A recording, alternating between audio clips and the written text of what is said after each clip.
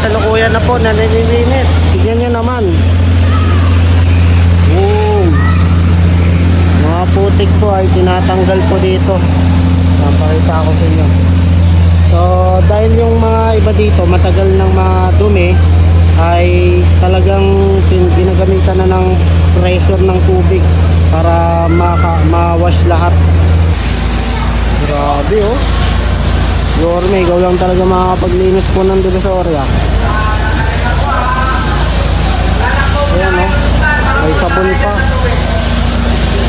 Ang luwag, may sabon pa. Ang ganda na.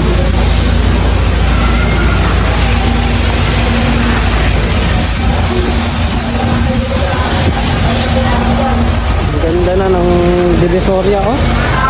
Grabe, ang ganda. Grabe guys, hindi ito yung Divisoria na nakilala nyo. Ibang iba na. Pinalinis, pinaflashing. Talagang mga kalat ay nawala. Ultimo yung mga gilid-gilid po. Ayan, talagang inano nila. Pinalashing, nilagyan ng sabon, nilinis po. Grabe ka talaga, Yorme. Ang dami mong ginawa. Marami ka nang nilinis po. Isa na po dito sa ang Divisoria.